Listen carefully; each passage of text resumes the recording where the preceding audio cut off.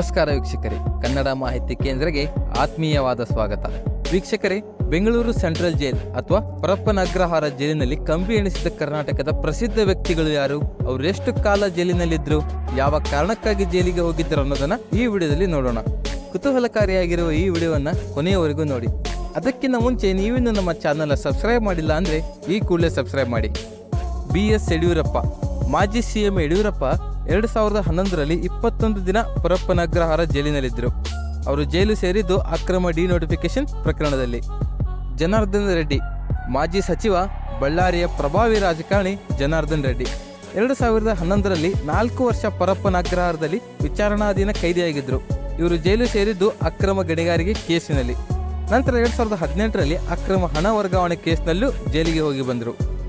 ರವಿ ಬೆಳಗೆರೆ, ಪತ್ರಕರ್ತ, ಬರಹಗಾರ, ಹಾಯ್ ಬೆಂಗಳೂರು ಖ್ಯಾತಿಯ ರವಿ ಬೆಳಗೆರೆ 2017ರಲ್ಲಿ 2 ದಿನ ಪರಪ್ಪನ ಅಗ್ರಹಾರ ಜೈಲಿನಲ್ಲಿದ್ದರು. ಇದೇ ವೇಳೆ ಆರೋಗ್ಯ ಹದಗೆಟ್ಟ ಕಾರಣ ಆಸ್ಪತ್ರೆಗೆ ಸೇರಿಸಿದರು. ಅಲ್ಲಿ ಇರುವಾಗಲೇ ಬೇಲ್ ಸಿಕ್ತು.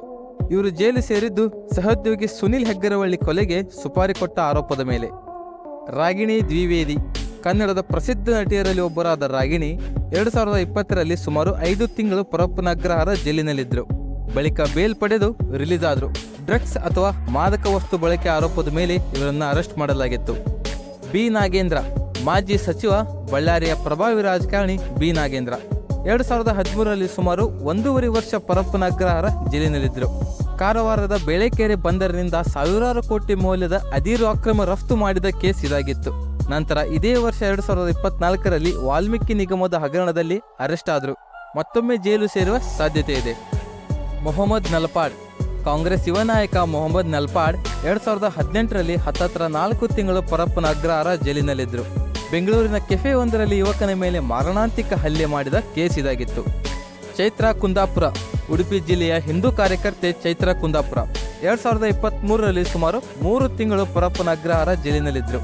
ಉದ್ಯಮಿಯೊಬ್ಬರಿಗೆ ವಿಧಾನಸಭೆ ಎಲೆಕ್ಷನ್ ಟಿಕೆಟ್ ಕೊಡಿಸುವುದಾಗಿ ಹೇಳಿ 5 ಕೋಟಿ ವಂಚಿಸಿದ ಆರೋಪ ಇವರ ಮೇಲಿತ್ತು. ದುನಿಯಾ ವಿಜಯ್, ಕನ್ನಡದ ಪ್ರಸಿದ್ಧ ನಟರಲ್ಲಿ ಒಬ್ಬರಾದ ದುನಿಯಾ ವಿಜಯ್ 2018ರಲ್ಲಿ 9 ದಿನ ಪರಪ್ಪನ ಅಗ್ರಹಾರ ಜೈಲಿನಲ್ಲಿದ್ದರು. ಜಿಮ್ ಟ್ರೈನರ್ ಅನ್ನ ಕಿಡ್ನ್ಯಾಪ್ ಮಾಡಿ ಹಲ್ಲೆ ಮಾಡಿದ ಕೇಸ್ ಇದಾಗಿತ್ತು.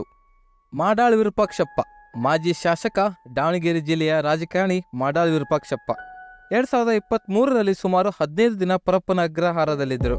ಇವರು ಜೈಲು ಸೇರಿದ್ದು ಭ್ರಷ್ಟಾಚಾರದ ಆರೋಪದ ಮೇಲೆ. ಕೊನೆಗೆ ಇವರ ವಿರುದ್ಧದ ಪ್ರಕರಣವನ್ನ ಹೈಕೋರ್ಟ್ ರದ್ದು ಮಾಡಿತು. ಸಂಜನಾ ಗಲ್ರಾಣಿ, ಕನ್ನಡದ ಪ್ರಸಿದ್ಧ ನಟಿಯರಲ್ಲಿ ಒಬ್ಬರಾದ ಸಂಜನಾ ಗಲ್ರಾಣಿ 2020ರಲ್ಲಿ ಸುಮಾರು 3 ತಿಂಗಳ ಕಾಲ ಪರಪ್ಪನ ಅಗ್ರಹಾರ ಜೈಲಿನಲ್ಲಿದ್ದರು. ಮಾದಕ ವಸ್ತು ಬಳಕೆ ಆರೋಪದ ಮೇಲೆ ಇವರನ್ನ ಅರೆಸ್ಟ್ ಮಾಡಲಾಗಿತ್ತು. ಆಡಂ ಪಾಷಾ, ಬಿಗ್ ಬಾಸ್ನ ಮಾಜಿ ಸ್ಪರ್ಧಿ ಆಡಂ ಪಾಷಾ 2020ರಲ್ಲಿ ಕೆಲ ದಿನಗಳ ಕಾಲ ಪರಪ್ಪನ ಅಗ್ರಹಾರ ಜೈಲಿನಲ್ಲಿದ್ದರು.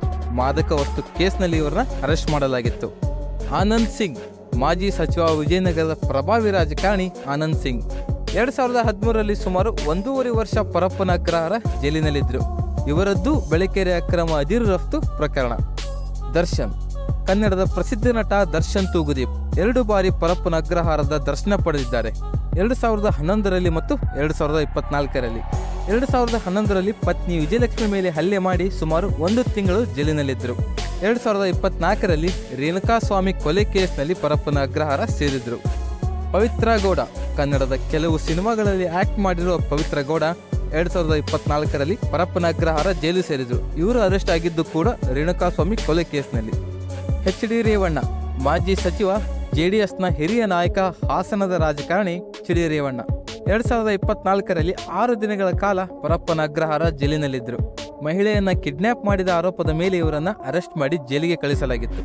ಪ್ರಜ್ವಲ್ ರೇವಣ್ಣ, ಹಾಸನದ ಮಾಜಿ ಸಂಸದ, JDSನ ಯುವ ನಾಯಕ ಪ್ರಜ್ವಲ್ ರೇವಣ್ಣ 2024ರಲ್ಲಿ ಅರೆಸ್ಟ್ ಆಗಿ ಪರಪ್ಪನ ಅಗ್ರಹಾರ ಜೈಲು ಸೇರಿದ್ರು. ಲೈಂಗಿಕ ದೌರ್ಜನ್ಯದಂತಹ ಗಂಭೀರದ ಆರೋಪದಲ್ಲಿ ಇವರನ್ನ ಅರೆಸ್ಟ್ ಮಾಡಲಾಗಿತ್ತು. ಸೂರಜ್ ರೇವಣ್ಣ, JDS MLC ಅಥವಾ ವಿಧಾನ ಪರಿಷತ್ ಸದಸ್ಯ, ಯುವ ರಾಜಕಾರಣಿ 2024ರಲ್ಲಿ ಅರೆಸ್ಟ್ ಆಗಿ ಪರಪ್ಪನ ಅಗ್ರಹಾರ ಜೈಲು ಸೇರಿದ್ರು. ಇವರ ವಿರುದ್ಧ ಲೈಂಗಿಕ ದೌರ್ಜನ್ಯ ಆರೋಪವಿದೆ. ಅದು ಕೂಡ ಯುವಕನೊಬ್ಬನ ಮೇಲೆ ದೌರ್ಜನ್ಯದ ಆರೋಪ. ಇನ್ನುಳಿದಂತೆ DK ಶಿವಕುಮಾರ್ ಅರೆಸ್ಟ್ ಆಗಿ ಜೈಲಿಗೆ ಹೋದ್ರು. ಅವರು ಹೋಗಿದ್ದ ಜೈಲು ದೆಹಲಿಯ ತಿಹಾರ್ ಜೈಲಿಗೆ. ಸೋಮಶೇಖರ್ ರೆಡ್ಡಿ ಆಂಧ್ರ ಪ್ರದೇಶದ ಜೈಲು. ವಿನಯ್ ಕುಲಕರ್ಣಿ ಬೆಳಗಾವಿಯ ಹಿಂಡಲ್ಗಾ ಜೈಲು. ಹರತಾಳ ಹಾಲಪ್ಪ ಶಿವಮೊಗ್ಗದ ಜೈಲು. ದೇವರಾಜೇಗೌಡ ಹಾಸನದ ಜೈಲು. ಹೀಗೆ ಬೇರೆ ಬೇರೆ ಜೈಲಿಗೆ ಹೋದ ಪ್ರಸಿದ್ಧ ವ್ಯಕ್ತಿಗಳು ಸಾಕಷ್ಟಿದ್ದಾರೆ.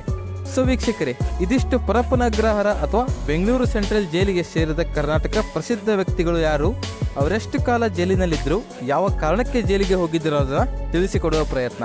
ಈ ಲಿಸ್ಟ್ನಲ್ಲಿ ಯಾರನ್ನಾದರೂ ನಾವು ಬಿಟ್ಟಿದ್ರೆ ದಯವಿಟ್ಟು ಕಮೆಂಟ್ ಮಾಡಿ ತಿಳಿಸಿ. ಹಾಗೆ ಈ ವಿಡಿಯೋ ನಿಮಗೆ ಇಷ್ಟವಾಗಿದ್ದರೆ ಲೈಕ್ ಮಾಡಿ, ಶೇರ್ ಮಾಡಿ, ನಮ್ಮ ಚಾನೆಲ್ನ ಸಬ್ಸ್ಕ್ರೈಬ್ ಮಾಡಿ.